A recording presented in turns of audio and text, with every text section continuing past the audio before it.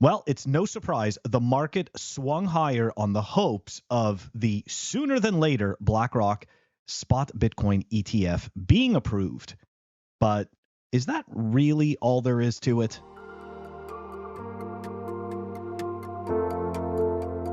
So people are thinking that they possibly saw a God candle appear yesterday on Bitcoin's chart. And what I'm referring to is the daily chart, more specifically the daily candle. It looks like Bitcoin did a almost $5,000 candle in 24 hours. And that is pretty crazy.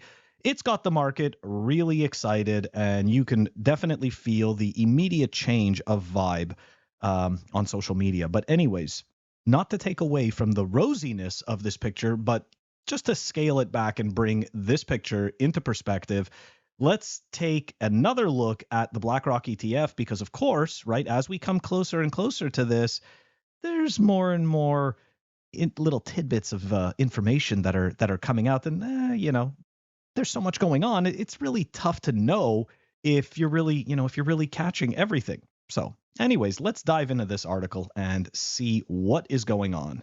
BlackRock sets stage for Bitcoin ETF with seed funding.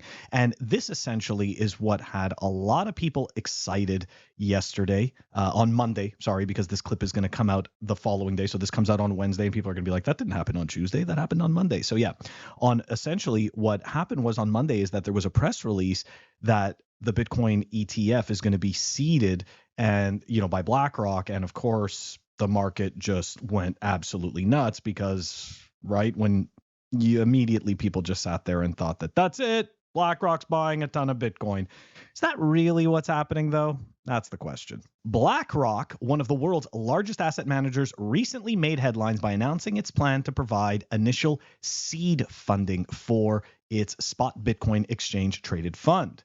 Seeding an ETF in this context refers to providing the initial funding required for its launch. Typically, a bank or broker-dealer purchases the creation units, in this case, Bitcoin, in exchange for ETF shares. These shares can then be traded on the open market on the ETF's launch day. BlackRock intends to self-fund its Bitcoin spot ETF. So far, so good. Scott Johnson, an investor at Van Buren Capital, discovered this self-funding approach in BlackRock's S-1 amendment and shared a relevant excerpt. This revelation indicates that BlackRock is willing to assume all the risks as a statutory underwriter in the creation of the ETF. Senior ETF analyst for Bloomberg pointed out that while self-funding is not unusual, it does signify that BlackRock is actively progressing towards the launch of its Bitcoin ETF. And guys, here's the signal. It does not necessarily imply that BlackRock is accumulating a significant amount of Bitcoin. That's the piece, right? That a lot of people are just assuming is happening. They're just assuming that BlackRock is purchasing as much Bitcoin as possible. But that's not really the case. BlackRock has taken an important step forward by obtaining a CUSIP, Committee on Uniform Security Identification Procedures number for its iShares Bitcoin spot ETF. This unique 9-digit identification number is a must for securities traded on public markets in the United States and Canada. It's essential to clarify that BlackRock has not yet received official approval from the SEC to launch its Bitcoin spot ETF. So right now there's a whole lot of hopium going on, but we have no confirmations. The SEC is currently reviewing applications from several prominent companies, including Fidelity Investments, ARK Investments, VanEck Invest, and others, who are all eager to bring similar products to the United States market. The SEC has already delayed its decision on these ETF applications twice, with the next round of deadlines mainly set for January 2024. So look, yesterday, I did a clip about FinCEN and the new FinCEN regulations that are essentially trying to be pushed through. And, now today, obviously, I'm covering the BlackRock spot ETF. So look, the reality is this, right? There's going to be a lot of influencers, a lot of hopium dealers that make it seem like this ETF is all but certain. Okay. And indeed, it may be. Okay. But this should not be the reason why you are buying Bitcoin. Okay. Like that should not be. I mean, don't get me wrong. You can buy Bitcoin for any reason you want, right? Like Bitcoin is for anyone. What is it? Bitcoin is for anyone, but it's not necessarily for everyone. And that being the case, I mean, look, if that's the reason why you're buying it, then you need to realize that you're most likely gonna end up selling it at not the best time for yourself. And the reason is that has a lot to do with conviction.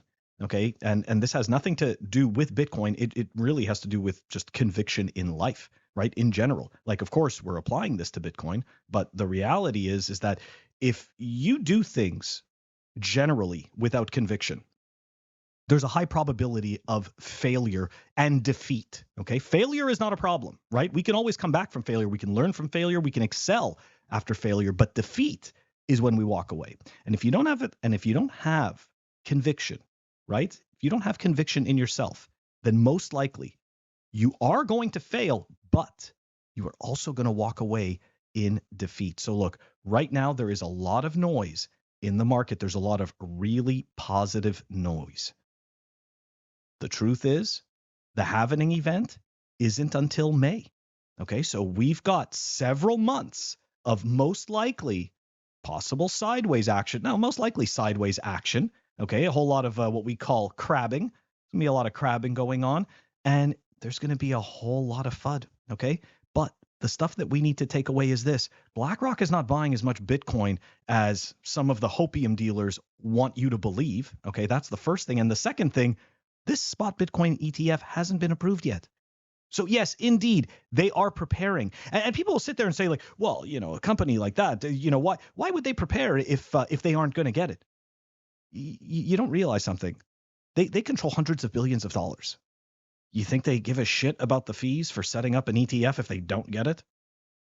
It's like that doesn't move the needle. Okay, that does nothing. If they go and set all this stuff up and it doesn't happen, they don't give a shit. Okay, like there's no skin off their back. Okay, they're just gonna wait till the next window and reapply again. And if that continues to happen, again, it's drops in the bucket. This means nothing. So to the average person, we sit there and we look at these hundreds of thousands of dollars and millions of dollars spent on doing all this stuff, and we're like, who would spend that if it wasn't gonna happen? To us, it's not a drop in the bucket. To businesses like BlackRock, it is. Okay, so you got to zoom out. I know the hopium feels good. I enjoy hopium too.